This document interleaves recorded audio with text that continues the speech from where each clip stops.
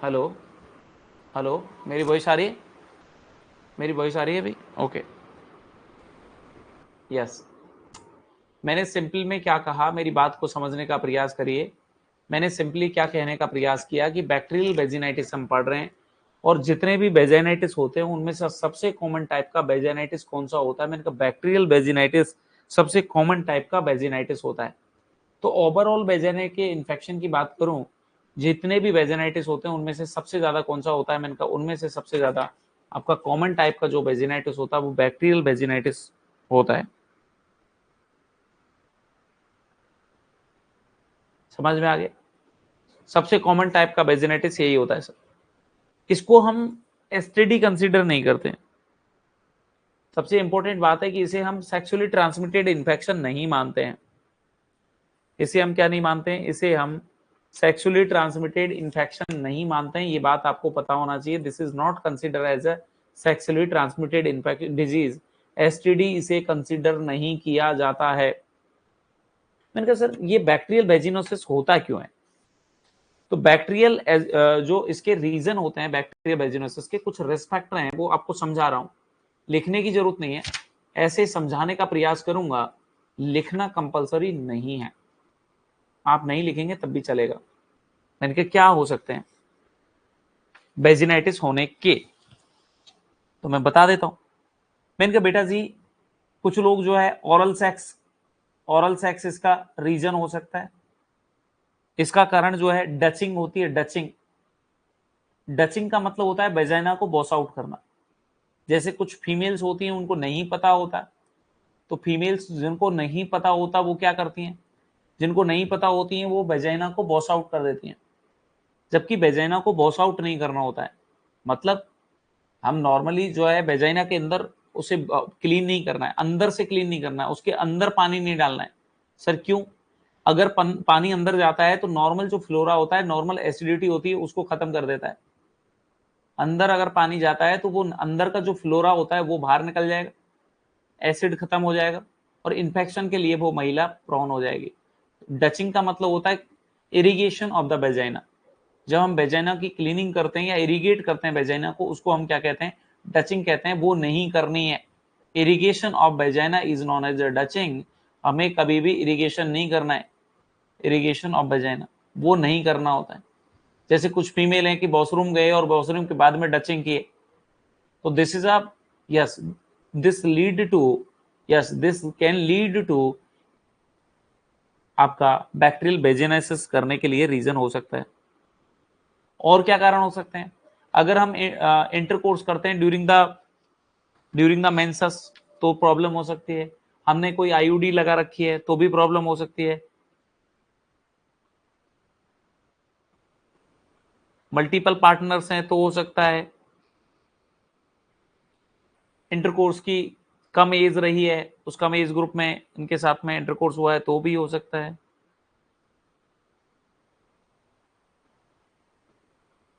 तो ये आपके कुछ रिस्क होते हैं, कुछ प्रॉब्लम्स होती हैं। मैंने कहा सुनो सर, आगे बढ़ते हैं, आगे बढ़ते हैं, आगे सुने क्या क्या हो सकते हैं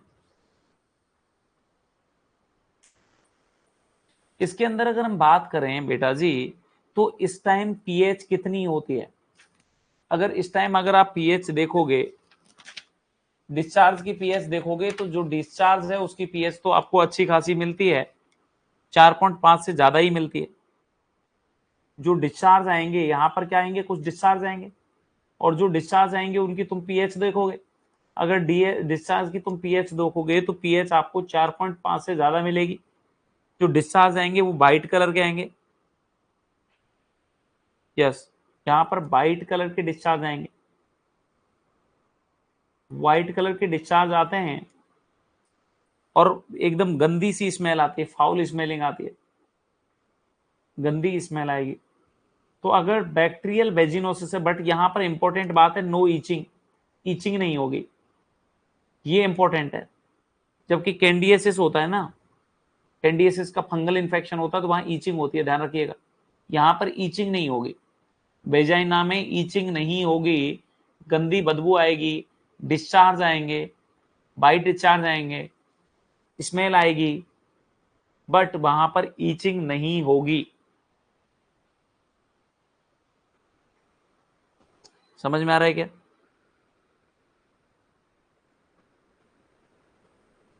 जब यहां पर सैलाइन माइक्रोस्कोपी किया जाता है तो यहां पर क्या करते हैं हम, एक माइक्रोस्कोपी का नाम होता है सैलाइन माइक्रोस्कोपी।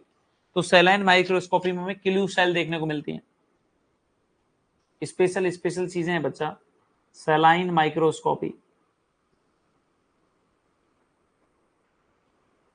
सैलाइन माइक्रोस्कोपी में हमें क्या देखने को मिलेंगी, clue cell, CLUE। Clue cell क्या होती हैं? मैंने कहा क्ल्यू सेल में क्या होता है, जो बैक्टीरिया होता है वो उन सेल से, एपिथेलियम होती है वेजाइना की, उनसे अटैच रहता है, वही क्ल्यू सेल है। तो कभी कभार आपसे क्वेश्चन पूछ लिया जाए कि बताइए क्ल्यू सेल कौन से इन्फेक्शन में आपको देखने को मिलेगा, तो जो क्ल्यू सेल्स हैं वो हमें बैक्टीरियल वेजिनोसिस में देखने को मिलेगा। कौन सी स्टेनिंग टेक्निक यूज की जाती है? ग्राम स्टेनिंग टेक्निक यूज की जाती है। इसको स्टेनिंग करने के लिए जो हम टेक्निक यूज कर सकते हैं वो ग्राम स्टेनिंग टेक्निक का इस्तेमाल कर सकते हैं।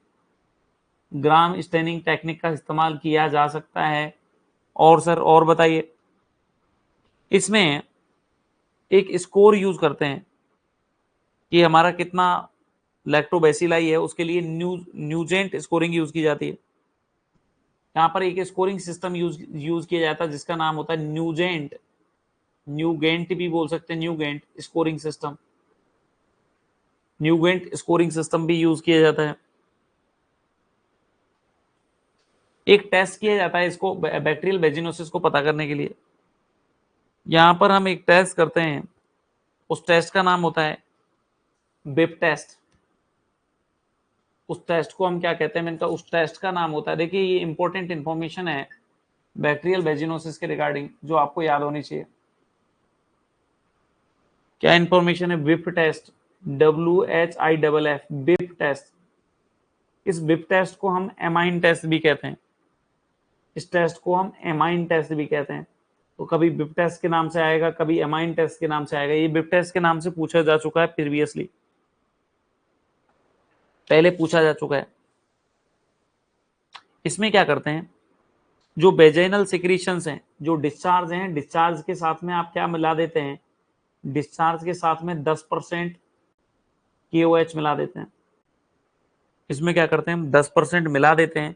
अगर इसको मिलाने के बाद, अगर इसको मिलाने के बाद हमें अगर फिसी ऑर्डर आ जाए, अगर हमें कौन सी ऑर्डर आ रही है, फिसी ऑर्डर आ रही है, फिसी ऑर्डर या एमाइन लाइक ऑर्डर आ रही है, इसका मतलब आपका टेस्ट एमाइन ऑर्डर आ रही है, इसका मतलब टेस्ट क्या है, टेस्ट पॉजिटिव है।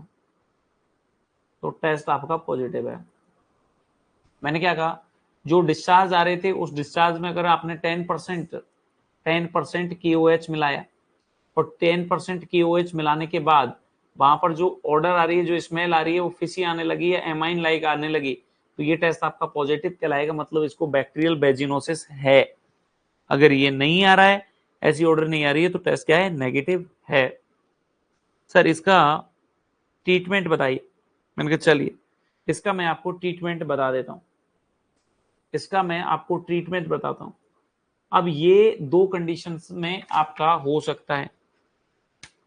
सर दो कंडीशन में कैसे हो सकता है वो बताइए। मैंने कहा या तो महिला क्या रहे, मैंने कहा या तो आपकी महिला जो है प्रेग्नेंट हो,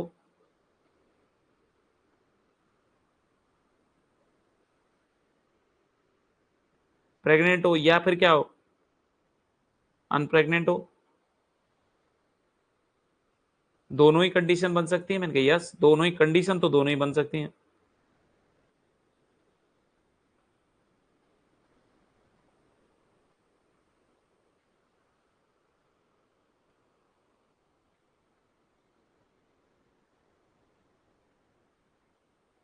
समझ में आ गया? अच्छा, ये अगर मैं कहूं बच्चा ट्रीटमेंट है, तो इसमें ट्रीटमेंट मैंने कहा एक तो नॉन प्रेग्नेंट फीमेल हो सकती है, उसका ट्रीटमेंट अलग रहेगा, और एक प्रेग्नेंट फीमेल रहती है उसका अलग रहेगा।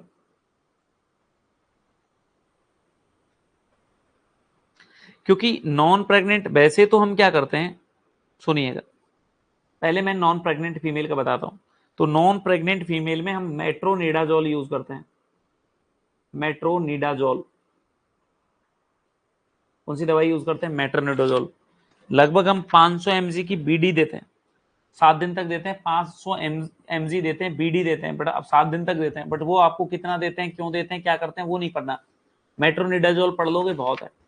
मेट्रोनिडाजोल डोज का फर्क होता है, डोज का फर्क होता है।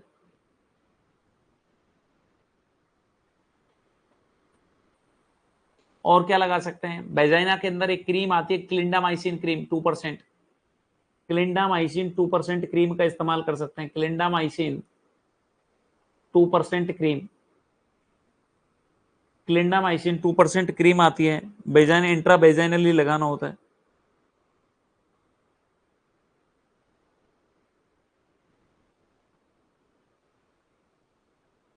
ये भी हम यूज कर सकते हैं। सर प्रेग्नेंट में हम, प्रेग्नेंट फीमेल में भी ये यूज करेंगे, बट जैसे मेट्रोनिडाजोल यूज करेंगे उसका डोज 250 mg का कर देते हैं, टीडीएस दे देते हैं उसे बीडी की जगह, और फर्स्ट ट्राइमेस्टर में अवॉइड करते हैं। तो सर आपसे क्या डोज पूछे जाएंगे? मैंने कहा डोज आपसे नहीं पूछे जाएंगे, इसलिए आपको डोज में नहीं उलझना है।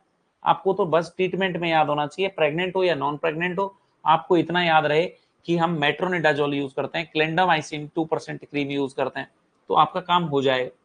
तुम्हें समझना है तो मैं समझा सकता हूं कि नॉन प्रेग्नेंट में डोज कितना देते हैं, प्रेग्नेंट में डोज कितना देते हैं, बट जरूरी नहीं है, जरूरी नहीं है, इसलिए मैं लिख नहीं रहा हूं यहाँ पर। नहीं तो लिख सकता था मैं, 500 mg बीडी देते हैं, 7 दिन के लिए देते हैं, इसमें 250 mg देते हैं, टीडीएस देते हैं, 7 दिन के लिए देते हैं, क्लिंडामाइसिन की क्रीम कितने। तो ये हमें याद नहीं रखना है कि कितनी क्रीम यूज करनी है। बेड टाइम पर यूज करते हैं, 7 दिन के लिए ये क्रीम यूज की जाती है। तो ये आपको पढ़ने की आवश्यकता नहीं है, बस आपको जो मैंने आपको बताया वो बात आप समझें। मैं एक बार इसको रिपीट कर देता हूं बच्चा, मैंने आपको बैक्टीरियल वेजिनोसिस के बारे में क्या क्या बताया। अच्छा एक और सिंपल आपको एक चीज और बता देता हूं। मैंने कहा आप मुझे बताइए, बैक्टीरियल वेजिनोसिस और पीआईडी में कुछ डिफरेंस होता है क्या? पीआईडी और बैक्टीरियल वेजिनोसिस में कुछ डिफरेंस है क्या, या दोनों एक ही चीज है? बैक्टीरियल वेजिनोसिस और पीआईडी में कुछ डिफरेंस है या दोनों एक ही चीज है? क्या मैं इनको दोनों को एक ही चीज बोलूं या इनमें कुछ डिफरेंस होता है? इनमें कुछ डिफरेंस होता है क्या?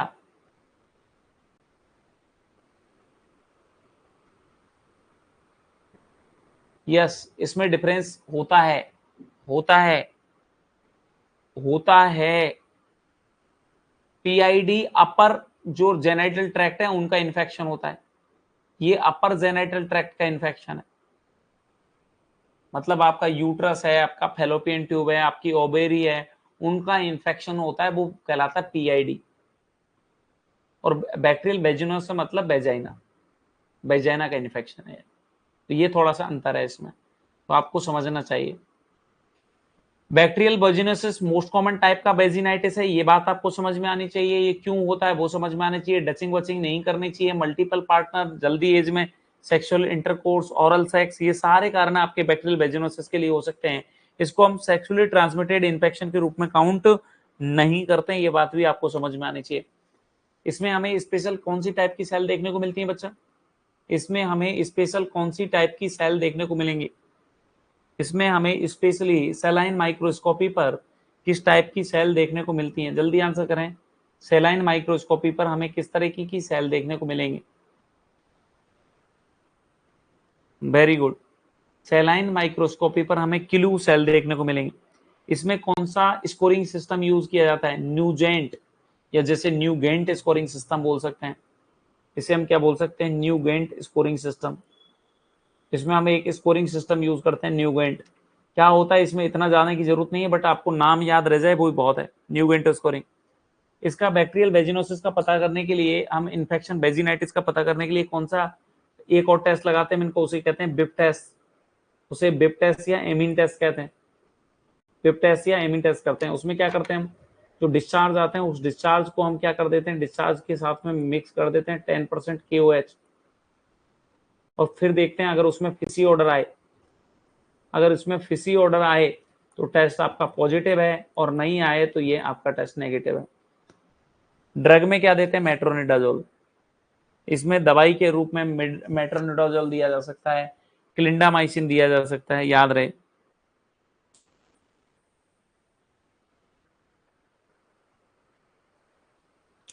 जल्दी आंसर करें अगर सारे बच्चों को मेरे समझ में आ गया है तो।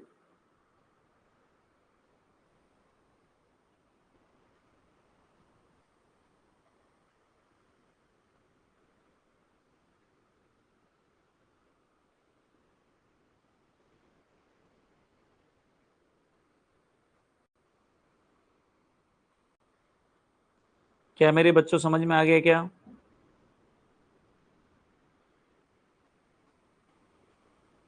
चलिए, इतनी साथ आपको शायद कहानी समझ में आई है तो जल्दी से यस कर दें कि सर ये बात हमें अच्छे से समझ में आ चुकी है।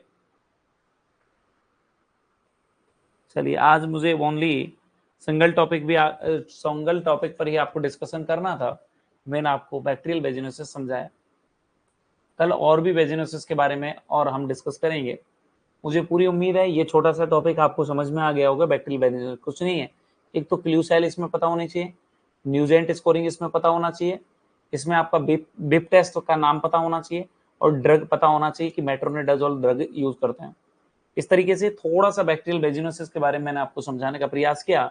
मुझे पूरी उम्मीद है आपको बैक्टीरियल वेजिनोसिस सच में समझ में आ गया होगा, आप इसके आंसर कर पाएंगे। अगर इसमें से कोई क्वेश्चन आता है तो आप सारे बच्चे इसके आंसर कर पाएंगे।